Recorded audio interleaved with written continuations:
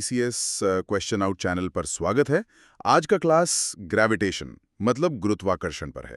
आप लोग चैनल को सब्सक्राइब कर लें और दोस्तों को शेयर कर दें। तो आज की इस गहन चर्चा का जो हमारा मिशन है वो है गुरुत्वाकर्षण के इस पूरे चैप्टर को बिल्कुल बेसिक से लेकर एडवांस लेवल तक मास्टर करना, ताकि ताकि यूपीएससी हो, बीपीएससी हो या कोई भी पीसीएस परीक्षा, उसका कोई भी सवाल छूटे नहीं। बिल्कुल। और ये जो टॉपिक है ना गुरुत्वाकर्षण, ये सिर्फ एक चैप्टर नहीं है। बिल्कुल। देखो, ये हमारे पूरे ब्रह्मांड को एक साथ बांध कर रखने वाला, मतलब एक तरह का अदृश्य बल है, एक इनविजिबल फोर्स। हाँ, एक अदृश्य बल। और जब भी गुरुत्वाकर्षण की बात होती है तो सबसे पहले दिमाग में क्या आता है? जाहिर है सर आइजैक न्यूटन और वो सेब गिरने वाली कहानी, है ना? जी हाँ, वो सेब वाली कहानी तो बहुत मशहूर है। लेकिन न्यूटन की जो असली जीनियस थी ना, वो ये नहीं थी कि उन्होंने बस सेब को गिरते हुए देखा। मतलब सेब तो हमेशा से ही नीचे गिरते आ रहे थे। सही बात है। न्यूटन की बुद्धिमत्ता इसमें थी कि उन्होंने ये महसूस किया कि जो बल उस सेब को जमीन पर गिरा रहा है, अच्छा। ठीक वही बल, मतलब बिल्कुल वही सेम फोर्स चंद्रमा को भी पृथ्वी के चारों ओर उसकी कक्षा में बनाए रखता है। चलिए इसे गहराई से समझते हैं। मतलब सेब को गिराने वाला बल और चंद्रमा को घुमाने वाला बल दोनों एक ही हैं। एग्जैक्टली। ब्रह्मांड का हर एक पिंड, चाहे वो छोटा सा कण हो या कोई बहुत बड़ी गैलेक्सी, वो एक दूसरे को आकर्षित करता है। और इसी आकर्षण को हम गुरुत्वाकर्षण कहते हैं। यहाँ पर ना एक बहुत ही लॉजिकल सवाल उठता है।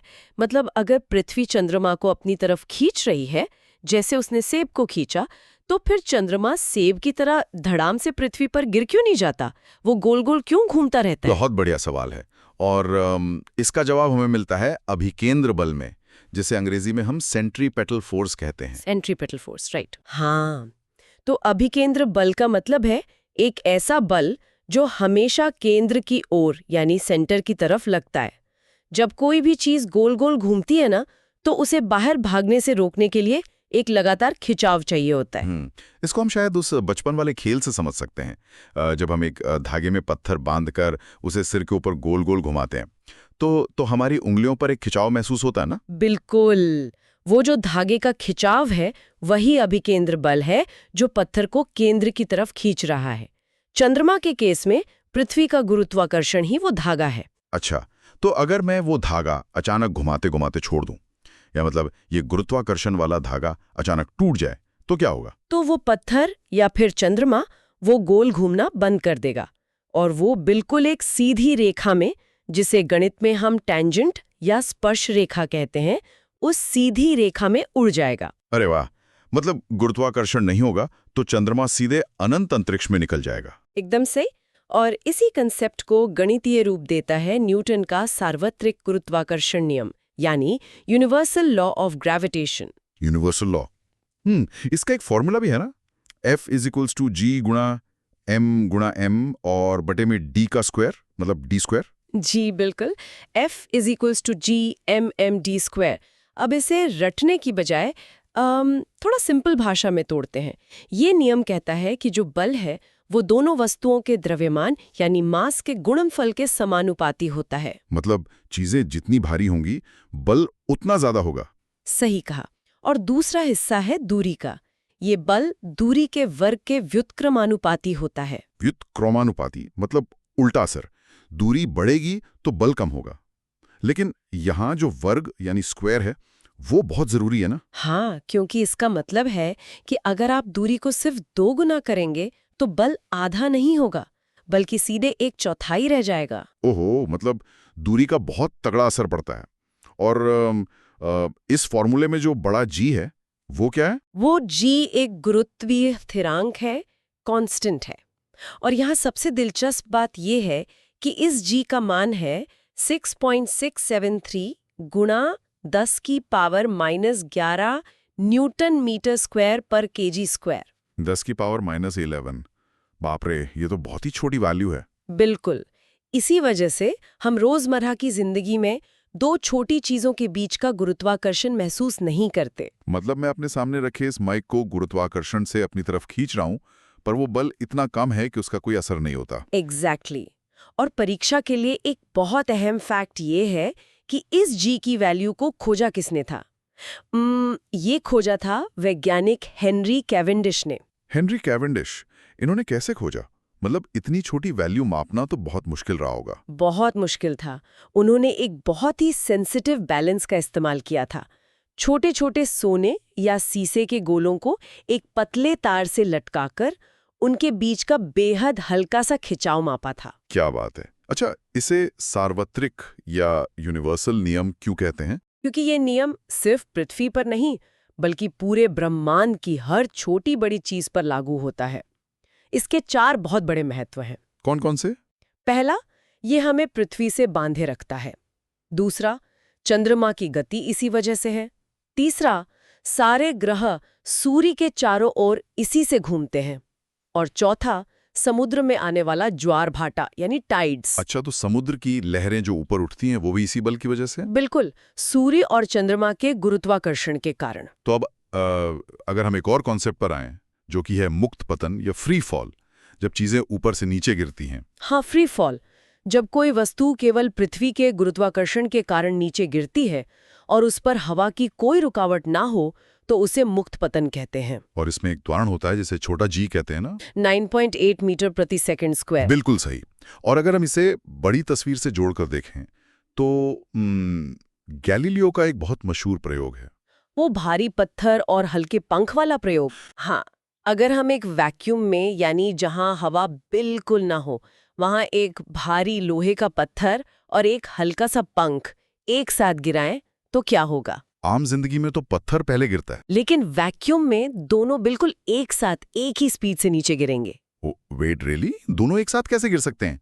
भारी चीज को तो ज्यादा जोर से खींचना चाहिए ना? खिंचाव ज्यादा होता है लेकिन भारी चीज का जड़त्व यानी इनर्शिया भी तो ज्यादा होता है ना।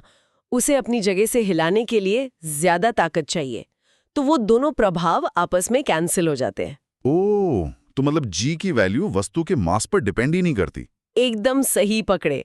इसका फॉर्मूला है G=GmR²। इसमें जो बड़ा m है वो पृथ्वी का मास है, उस गिरती हुई वस्तु का नहीं। अच्छा, यहाँ बात सच में बहुत दिलचस्प हो जाती है। अब एक बात बताइए, क्या ये छोटा जी पृथ्वी पर हर जगह सेम रहता है? 9.8 ही रहता है? हाँ, नहीं। और ये एग्जाम में बहुत बार पूछा जाता है। हमारी पृथ्वी कोई परफेक्ट गोल गेंद तो है नहीं। वो ध्रुवों पर यानी पोल्स पर थोड़ी चपटी है। राइट। और विषुवत रेखाएं यानी इक्वेटर पर थोड़ी चौड़ी है। हाँ। तो फॉर्मूले के हिसाब से जी जो है वो त्रिज्या यानी रेडियस के वर्ग के व्युत्क्रमानुपाती है। जहां त्रिज्या कम होगी वहां जी ज्यादा होगा। मतलब ध्रुवों पर पृथ्वी की त्रिज्या सबसे कम है तो वहां जी सबसे ज्यादा होगा। बिल्कुल। पोल्स पर जी मैक्सिमम होता है और इक्वेटर पर जहां रेडियस ज्यादा है वहां जी मिनिमम होता है। ये बहुत ही जरूरी VVI एग्जाम फैक्टर दोस्तों। अच्छा मैम, एक और कंफ्यूजन बहुत होता है, ये बड़ा जी और छोटा जी में क्या फर्क है? देखो, बड़ा जी एक सार्वत्रिक स्थिरांक है, मतलब यूनिवर्सल कांस्टेंट। ये पूरे ब्रह्मांड में कभी नहीं बदलता और ये एक अदिश राशि है यानी स्केलर क्वांटिटी। और छोटा जी? छोटा जी है गुरुत्वीय त्वरण। ये जगह के हिसाब से बदलता है, जैसे अभी हमने देखा कि पोल्स और इक्वेटर पर बदल जाता है। और ये एक सदिश राशि है यानी वेक्टर क्वांटिटी। इसकी दिशा हमेशा केंद्र की ओर होती है। समझ गया।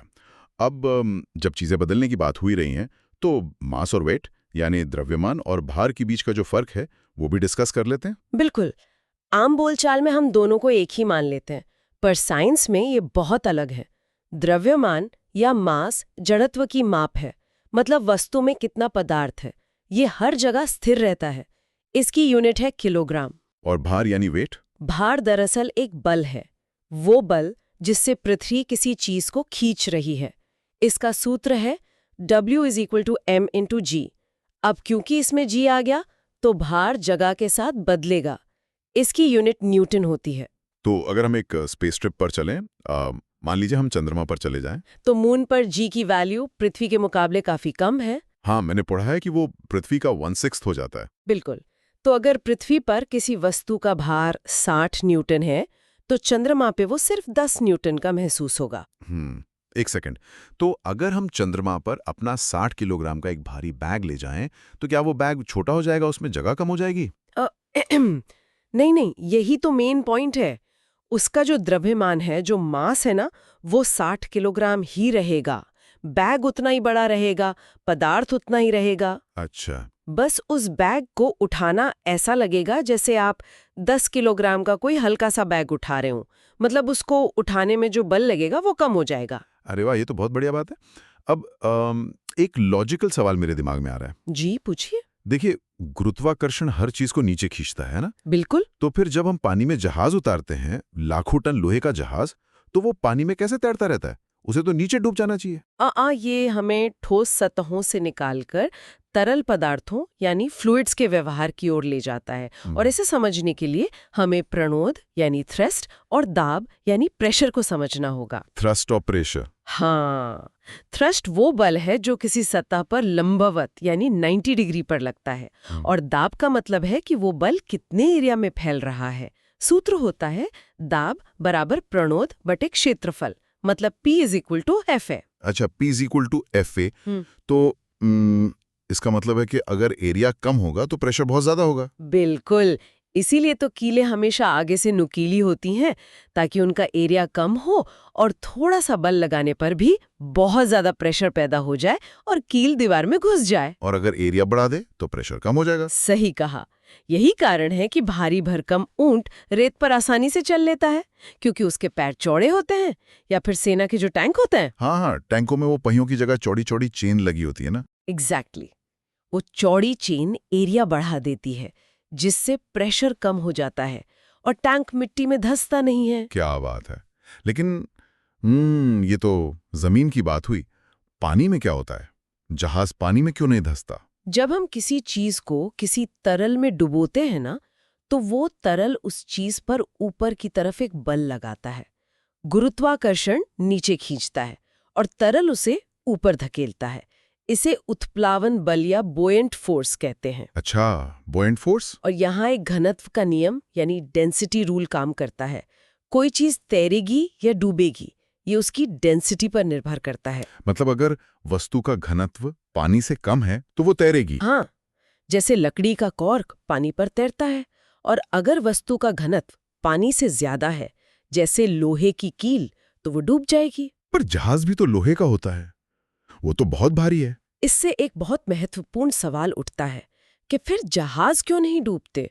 और इसका जवाब छिपा है आर्किमिडीज के सिद्धांत में। आर्किमिडीज का सिद्धांत। ये क्या कहता है? ये कहता है कि जब कोई चीज पानी में आंशिक या पूरी तरह डुबोई जाती है, तो उस पर ऊपर की ओर जो उत्प्लावन बल लगता है ना, वो उस चीज द्वारा हटाए गए यानी डिस्प्लेस किए गए पानी के भार के बराबर होता है। मतलब जहाज जितना पानी अपने नीचे से हटाएगा, वो पानी जहाज को उतनी ताकत से ऊपर धकेलेगा। बिल्कुल। और जहाज़ों को इस तरह से डिज़ाइन किया जाता है कि वो अंदर से काफ़ी खोखले होते हैं, जिससे उनका ओवरऑल घनत्व पानी से कम हो जाता है। वो अपने वजन से कहीं ज़्यादा पानी हटा देते हैं, इसलिए तैरते रहते हैं। अमेजिंग। और एग्जाम के हिसाब से इसके और क्या एप्लीकेशंस हैं? पनडुब्बियों की डिज़ाइनिंग इसी सिद्धांत पर होती है। इसके अलावा लैक्टोमीटर, जिससे हम दूध की शुद्धता मापते हैं। अच्छा, लैक्टोमीटर भी इसी पर काम करता है। हाँ, अगर दूध में पानी मिला हो तो उसका घनत्व कम हो जाएगा और लैक्टोमीटर उसमें ज़्यादा गहराई तक डूब जाएगा। और एक और है हाइड्रोमीटर, जो द्रवों का घनत्व मापता है। वो भी आर्किमिडीज के सिद्धांत पर ही काम करता है। तो दोस्तों, आज तो हमने बहुत कुछ डिकोड कर लिया। तो इस सब का असल मतलब क्या है? चलिए पूरी क्लास का एक त्वरित रिवीजन कर लेते हैं, एक मास्टरमाइंड मैप बनाते हैं। जी बिल्कुल। तो नंबर 1 हमने पढ़ा सार्वत्रिक नियम, यानी F = gmd²। नंबर 2 गुरुत्वीय त्वरण, यानी छोटा g, जो ध्रुवों पर मैक्सिमम होता है। नंबर 3 भार और द्रव्यमान का फर्क। याद रखिएगा, चंद्रमा पर भार 16 हो जाता है पर द्रव्यमान वही रहता है। सही। और नंबर 4 दाब और उत्प्लावकता, जहां हमने देखा कि दाब होता है प्रणोद बटे क्षेत्रफल और आर्किमिडीज के सिद्धांत से जहाज तैरते हैं। ये बहुत ही बढ़िया और क्रिस्प रिवीजन था। मुझे लगता है कि इस तरह कॉन्सेप्ट्स को क्लियर करने के बाद कोई भी सवाल मुश्किल नहीं लगेगा। सभी छात्रों को उनकी आगामी यूपीएससी, पीपीएससी और पीसीएस परीक्षाओं के लिए बहुत बहुत शुभकामनाएं। हमेशा याद रखें, सफलता छोटे छोटे प्रयासों का योग है। बिल्कुल सही कहा मैम।